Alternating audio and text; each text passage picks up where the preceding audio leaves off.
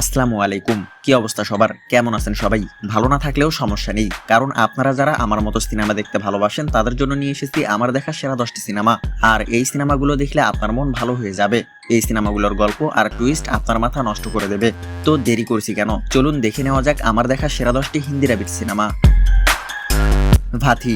যারা নিয়মিত ধানুষের সিনেমা দেখেন তারা সবাই জানেন ধানুষের অলমোস্ট সব সিনেমাই গল্প নির্ভর হয়ে থাকে। ধানুষের সিনেমা মানেই অন্যরকম কিছু, আর তেমনই একটি সিনেমা হলো ভাথি।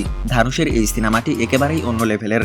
এই সিনেমায় ধানুষকে একজন শিক্ষকের চরিত্রে দেখা যায়, যে তার স্টুডেন্টদের জন্য সবকিছু করতে পারে। সেই সাথে সরকারি স্কুলগুলোকে বন্ধ করে দেওয়া প্রাইভেট স্কুলের বিপক্ষেও লড়তে হয় ধানুষকে, যার প্রভাব তার ব্যক্তিগত জীবনেও পড়ে। কিন্তু ভাই বিশ্বাস করেন, এই সিনেমায় এমন কিছু সিন রয়েছে আর এই সিনেমার গল্পে এমন এক জাদু আছে যা আপনাকে মুগ্ধ করে দেবে। তাই দেরি না করে এখনই দেখে ফেলুন ভাতি। শ্যাম সিঙ্গারওয়াই। ন্যাচারাল স্টার নানির এই সিনেমাটি যারা দেখেছেন তারা তো দেখেই ফেলেছেন, কিন্তু যারা দেখেননি তাদেরকে বলছি, ভাই আপনি নিজেও জানেন না আপনি কি মিস করেছেন। এই সিনেমার গল্প জাস্ট মাইন্ড ব্লোয়িং। এই সিনেমাতে নানিকে দ্বৈত চরিত্রে অভিনয় করতে দেখা যায়। মূলত পুনর্জন্মকে কেন্দ্র করে এগোতে থাকে সিনেমার গল্প। এই সিনেমাতে পুনর্জন্মের গল্পটা এত সুন্দরভাবে সাজানো হয়েছে কি বলবো, আপনি আপনার চোখ এক পলকের জন্য সরাতে পারবেন না। তাই তো দেরি না করে আপনার লিস্টে যোগ করে নিন শ্যাম সিঙ্গারওয়াই। মিশন রানীগঞ্জ। আমি শিওর অক্ষয় কুমারের এই সিনেমাটি অনেকেই দেখেননি। ভাই বিশ্বাস করেন, আমার দেখা সেরা সিনেমাগুলোর মধ্যে মিশন রানীগঞ্জ অন্যতম।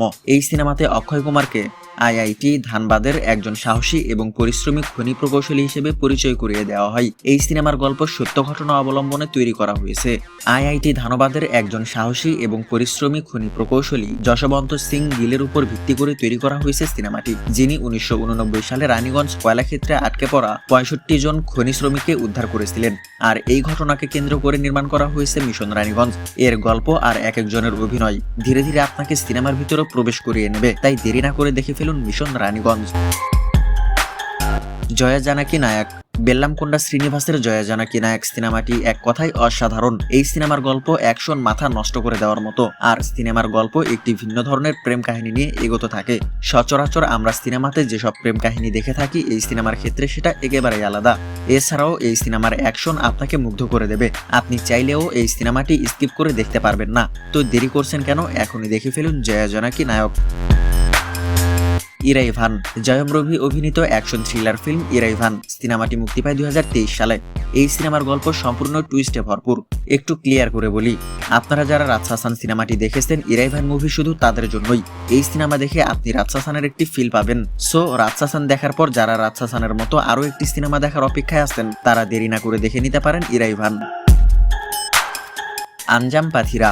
রাজশাসনের ছোট ভাই ইরাইভান, আর ইরাইভানের ছোট ভাই হলো আঞ্জাম পাথিরা। এই সিনেমাটি হিন্দিতে পুলিশ স্টোরি নামে ডাবিং করা হয়েছে।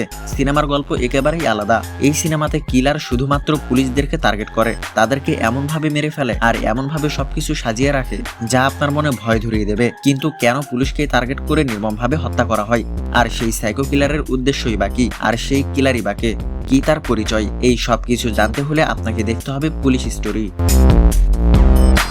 সারিলেরু নেকেভারু। মহেশ বাবুর এমন কোন সিনেমা নেই যেটা আমি দেখিনি।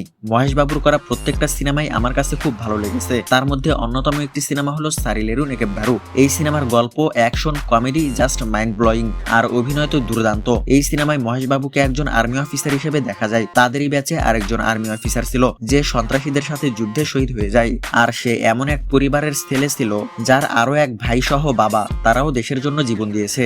আর সেই পরিবারের দায়িত্ব দেওয়া হয় মহেশ বাবুকে। মহেশ বাবু তাদের কাছে এসে দেখে তারা আছে আরেক বিপদে। মূলত সেই অফিসারের মা ছিল একজন শিক্ষিকা। তো যাই হোক, মহেশ বাবু তাদের বাঁচাতে নতুন এক যুদ্ধে নেমে পড়ে। কিন্তু কি সেই যুদ্ধ, তা দেখতে হলে আপনাকে দেখতে হবে সারিলেরু নেকেভারু। সূর্যবংশী। আমার মনে হয় অক্ষয় কুমারের এই সিনেমাটি সবার দেখা উচিত, কারণ অক্ষয় কুমার যতগুলো সিনেমা করেছেন তার মধ্যে অন্যতম একটা সেরা সিনেমা সূর্যবংশী। এই সিনেমার গল্প, কমেডি, অ্যাকশন, রোমান্স আর এক একজনের অভিনয় এক কথায় অসাধারণ। এই সিনেমাতে অক্ষয় কুমারকে একজন পুলিশ অফিসার হিসেবে দেখতে পারবেন। তো যারা এখনো অক্ষয় কুমারের সূর্যবংশী সিনেমাটি দেখেননি, তাদেরকে সিনেমাটি দেখার পরামর্শ দিচ্ছি। দেসারা। সত্যি বলতে দেসারা সিনেমা দেখার পর থেকেই আমি ন্যাচারাল স্টার নানির ফ্যান হয়ে গেছি। ভাই বিশ্বাস করেন, এই সিনেমা আপনি একবার দেখলে আবার দেখতে চাইবেন। শুধু তাই নয়, আপনার মাথায় শুধু একটা কথাই ঘুরবে, এত ভালো গল্পের ভালো সিনেমা তারা কিভাবে বানায়। এই সিনেমার গল্প সাজানো হয়েছে ভিরিলাপল্লী নামক এক গ্রামকে ঘিরে। এই গ্রামের মানুষ মদে আসক্ত, আর এই গ্রামেই বেড়ে ওঠে ধরনী, সুরি আর ভ্যানেলা। আর এই তিনজনের ভালোবাসার গল্প নিয়েই এগোতে থাকে সিনেমা। ধরনী আর সুরি আবার বেস্ট ফ্রেন্ড। তো যাই হোক, তাদের তিনজনের ভালোবাসার গল্পের পরিণতি কতটা ভয়ঙ্কর হয় আর কেনই বা হয় তা জানতে হলে আপনাকে দেখতে হবে দেসারা। রাতসাসান। রাতসাসান সিনেমার কথা এর আগেও কয়েকবার বলেছি, বুঝতেই পারছেন এই সিনেমাটি আমার কতটা ভালো লেগেছে। আমি 100% গ্যারান্টি দিয়ে বলতে পারবো এটা আপনারও ভালো লাগবে। কেজিএফ, বাহুবলী, ট্রিপল আর, পুষ্পার থেকে কোনো অংশে কম নয় রাতসাসান। শুধু সিনেমার গল্প আলাদা আর মেকিং আলাদা। রাতসাসান একেবারেই অন্য লেভেলের একটা সিনেমা। এই সিনেমার গল্প নিয়ে কিছু বলতে চাইছি না, যারা দেখেছেন শুধু তারাই বলতে পারবেন এই সিনেমাটি আসলেই কেমন। তো যারা দেখেননি তারা সবার আগে রাতসাসান সিনেমাটি দেখবেন এবং দেখা শেষে কমেন্টে বলে যাবেন সিনেমাটি আসলেই কেমন লেগেছে। আর একটা কথা, এই সিনেমাটি ইউটিউবে বাংলা ডাবিংও পেয়ে যাবেন। বাংলায় এই সিনেমার নাম রাখা হয়েছে নরপিশাচ।